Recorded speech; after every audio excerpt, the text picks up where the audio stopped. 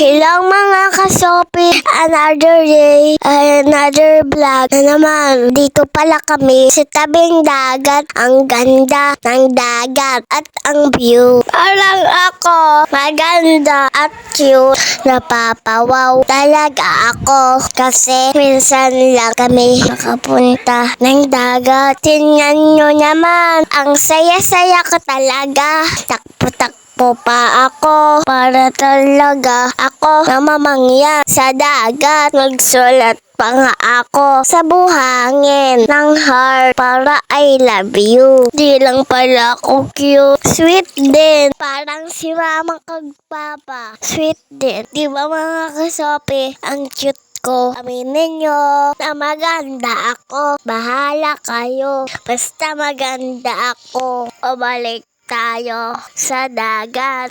Ang gaganda pala ang mga bato at ang kikinis. Kaya panay dampot ako at hagis. Magandang panahon, kaya maganda din ang alon. Palinis ang tubig. Ang sarap laruan ang dagat. Tingnan nyo guys, tinataas ko pa talaga yung shirt ko. Baka kasi mabasa ng dagat. Haha, kahit ang layo ko naman sa dagat. Panay taas talaga ako ng short ko. Feeling ko kasi mababasa ako ng dagat. Nahabol kasi ako ng alon. Ang kulit ko nai-enjoy kasi ako. Kasi wala dagat sa bukid. Kaya sulit ang saya ko.